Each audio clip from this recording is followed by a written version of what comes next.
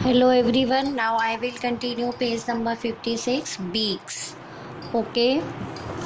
Beaks, birds use a lot of energy while flying. Birds जब उड़ती हैं तो उनको बहुत सारी एनर्जी की ज़रूरत होती है. Thus they need to eat a lot of food. इसलिए उनको बहुत सारा खाना खाने की ज़रूरत होती है. They use their keen eyesight, beak and claws to get bugs, worms, fish, fruits, grains और nectar. इसलिए वो अपनी आई साइट का यूज़ करके, मतलब इधर उधर देखकर, अपनी चोंच और क्लाव्स का यूज़ करके वो अलग अलग तरह के कीड़े मकोड़े, मछली, फल, अनाज और फूलों का रस, इस तरह से वो अपना खाना ढूंढती हैं और पसंद करके खाती हैं. We can know the type of food the bird eats by observing its beak.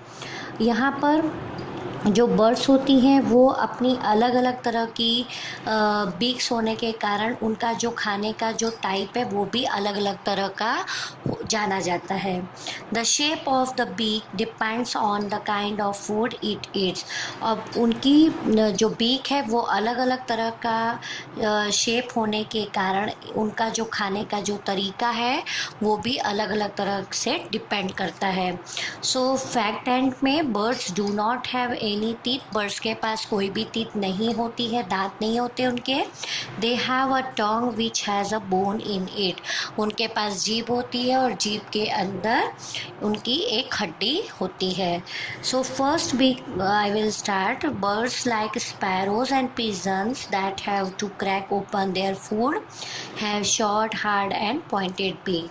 अभी जो स्पैरो और पिजन होती है इनकी शॉर्ट हार्ड और पॉइंटेड बीक होती है जो उनको उनका खाना क्रैक करने में, तोड़ने में या कोई भी खाना उनको खोल के खाने में मदद करती है. Birds like humming bird and sunbird have long and curved beak. अभी हमिंग बर्ड एंड सनबर्ड की लॉन्ग एंड कर्व्ड यानी कि थोड़ी सी घूमी हुई बीक होती है. This help them to drink nectar from flower.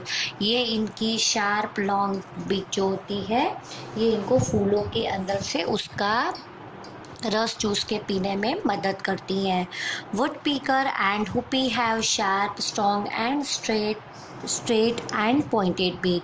अभी वुड पीकर और हुपी बर्ड की शार्प, स्ट्रेट और पॉइंटेड बीक होती है.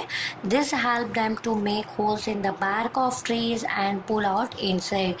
ये इनकी शार्प, स्ट्रेट, पॉइंटेड बीक ये इनको पेड़ों की जो ट्रंक होती है, मोटे मोटे जो पेड़ों के ट्रंक होते हैं उनके अंदर होल करने में मदद करती हैं. और फिर होल करने के बाद उन ट्रंक के अंदर कुछ छोटे मोटे इंसेक्ट्स भी होते हैं, उनको वो पकड़ के बाहर खींच के पुल आउट इंसेक्ट्स बाहर लाने में और फिर उनको खाने में हेल्प करती हैं.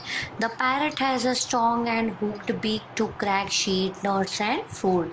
पैरट की स्ट्रॉन्ग और हुक्ड बीक. हुक्ड यानी हमारे घर पे कुछ टांगने के लिए हुक शेप में, कुछ खिली टाइप में लेकिन मुड़ा हुआ हुक शेप में लगा होता है, मतलब कि कुछ टर्न वाला, तो उसको हुक्ड बोलते हैं.